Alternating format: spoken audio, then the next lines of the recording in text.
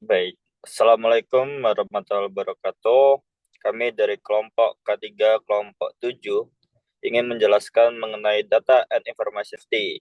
Berikut merupakan ada Andrea Salom dengan 5HR026, ada Danu Eka dengan 5HR055, ada Muhammad Revansa dengan 5HR083, ada Vladan Farid dengan 5HR072, dan ada saya sendiri, Raffiadra Wicaksono dengan 5HR114. Next.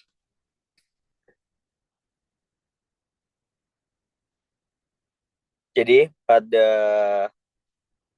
presentasi pada malam hari ini, kami akan menjelaskan data information dan ISO 27001 Sistem Manajemen Keamanan Informasi, dan nanti di selanjutnya ada penerapan di industri masing-masing dan tantangannya.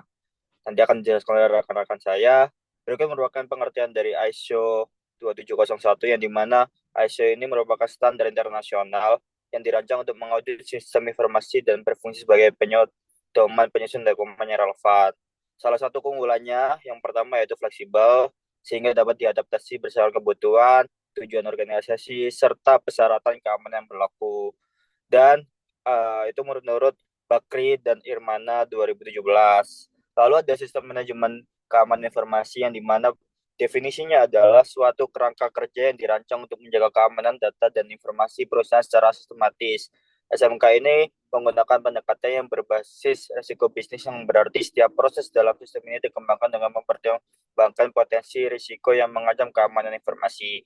Jadi di sistem manajemen keamanan informasi ini ada beberapa tahapan. Yang pertama adalah plan atau perencanaan, yang kedua ada implementasi dan operasional, dan yang ketiga ada pemantauan serta evaluasi atau cek, dan yang keempat ada pemeliharaan atau pengembangan berkelanjutan atau X. Jadi dengan adanya SMK ini perusahaan dapat secara proaktif mengidentifikasi potensi ancaman terhadap informasi yang dimiliki perusahaan dan memitigasi risiko tersebut, serta memastikan bahwa kebijakan keamanan selalu relevan dan efektif seiring dengan perkembangan teknologi perubahan lingkungan yang ada di bisnis tersebut.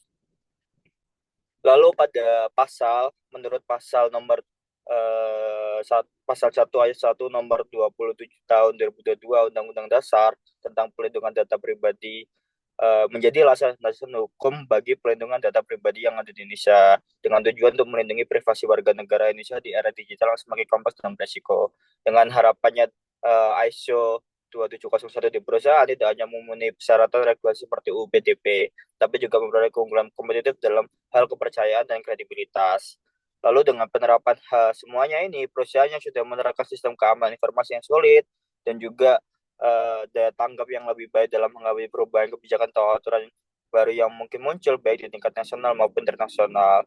Jadi dengan adanya UPDP ISO 27001 menjadikan perusahaan memiliki strategi yang efektif untuk melindungi data pribadi dan membangun dasar yang kuat untuk pertumbuhan dan keberlanjutan bisnis di era saat ini. Next.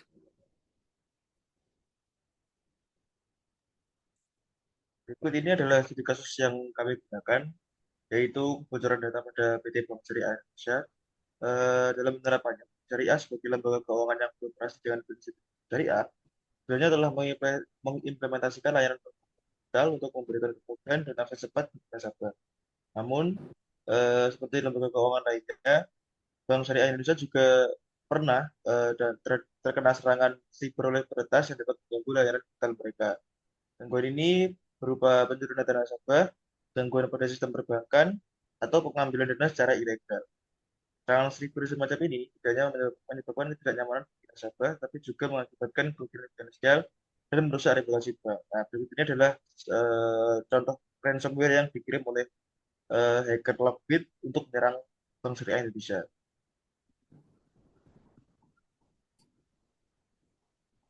Selanjutnya ada beberapa gangguan dan upaya pembelian yang dilakukan oleh PT Bank Syariah Indonesia ini. Yang pertama ada gangguan layanan digital dari BSI, yaitu terdapat beberapa gangguan dari mulai BSI Mobile, ATM hingga tellernya. Awalnya BSI tersebut mengklaim bahwa gangguan tersebut diakibatkan oleh gangguan perawatan sistem. Ternyata dihack oleh bernama hacker Lockbit. Lalu selanjutnya ada serangan cyber oleh hacker Lockbit. Setelah beberapa nasabah mengalami masalah meskipun layanan sudah pulih, BSI melakukan evaluasi dan menemukan beberapa dugaan tentang serangan cyber ini. Kelompok hacker ini tuh meretas data nasabah BSI hingga menyebarkannya di dark web atau web terlarang di internet. Lalu yang ketiga ada jenis data nasabah yang diretas, yaitu ada beberapa data yang diretas oleh Lockbit ini. Yang pertama itu nama dari nasabah, nomor nasabah, terus alamat nasabah, saldo rekening, hingga informasi pekerjaan dari nasabah.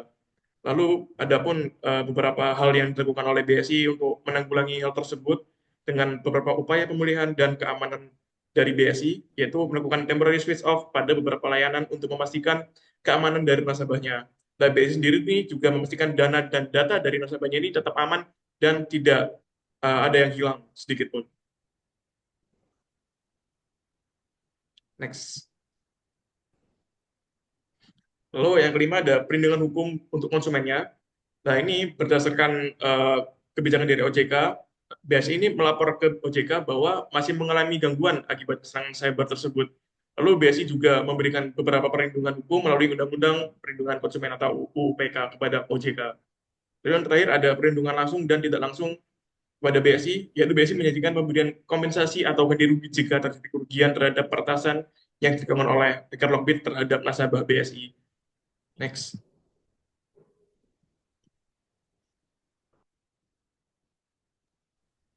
Selanjutnya adalah implementasi dari ISO 27001, di mana melihat bagaimana perkembangan teknologi pada industri bisnis maupun pada berbagai organisasi, maka implementasi ISO ini mulai dikembangkan dan juga diimplementasikan oleh berbagai organisasi dan juga berbagai industri di seluruh dunia. Dalam prosesnya, ISO ini berfokus pada pelindungan informasi tanpa memandang jenis sistem, proses atau teknologi informasi yang digunakan oleh organisasi, sehingga ISO ini cukup fleksibel untuk digunakan oleh berbagai organisasi.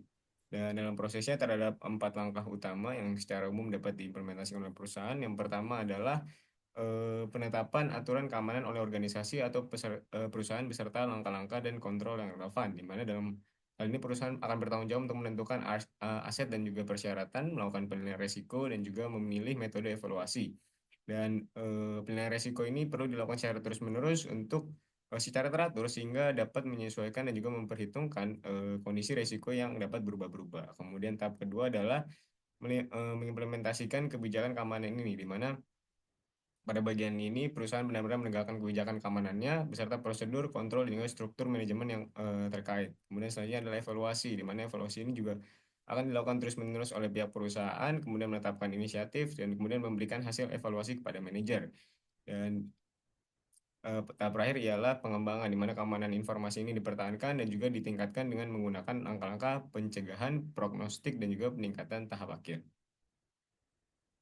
Next.